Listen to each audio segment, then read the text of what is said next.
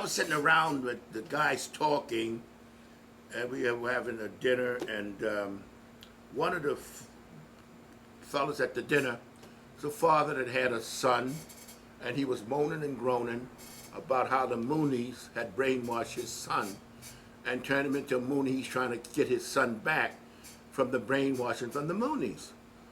So I said, how many were in the audience? He said, oh, I don't know. I said, was it school? He said, yeah. I said, well, how many seats in there? I got an idea. He said, oh, a few hundred seats. I said, how many joined the Moonies?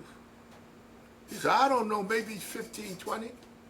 I said, so if this Moonies had all this power of persuasion, how come everybody didn't join? And let me tell you something.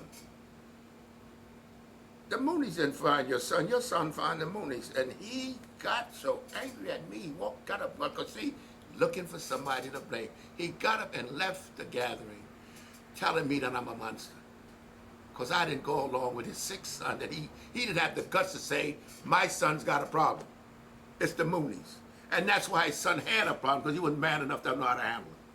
I said, your son found the Moonies. The Moonies didn't find him. And the Moonies were so persuasive, the whole audience would have been up there. So it's obvious they didn't find. That shows you how people think. Instead of being the man, he was the reason his son went to the Moonies, because he was a man. He sat back, now I'm not going to blame him because I don't believe in that you made the decision. But he sat back there and got angry at me because I exposed. He didn't want to stay, he walked out. When we sat there and walked out, I felt a little sad. But he wanted all us to gather and hate the Moonies. I have nothing against the Moonies. The Moonies put no gun on anybody, you know?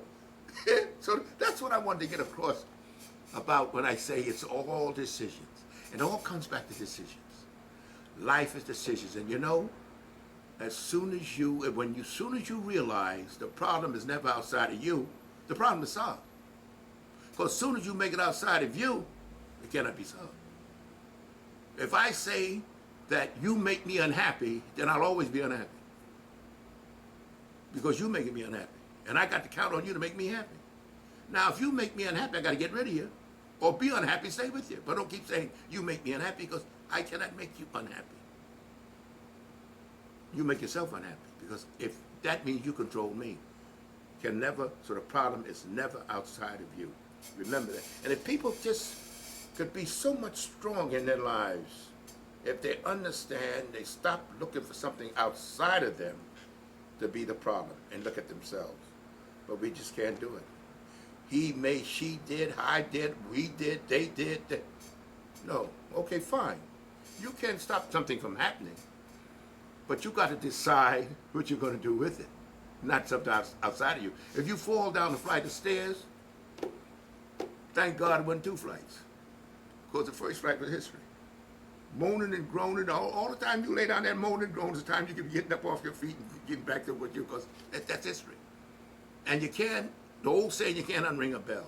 So the whole problem is this: as long as it's outside of you, and if you focus on that, it'll never be solved.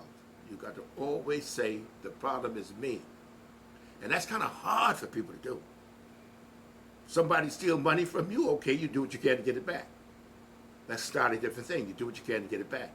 But if somebody is mean to you on a going basis, you keep crying the blues about it, stop crying and just accept it, because that's what he's giving you.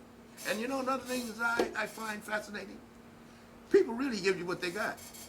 You know, and if you ask for more, you're trouble. If a guy is selfish, that's him. You're not going to talk to me nonsense. Now, you're either going to put up with it or move on.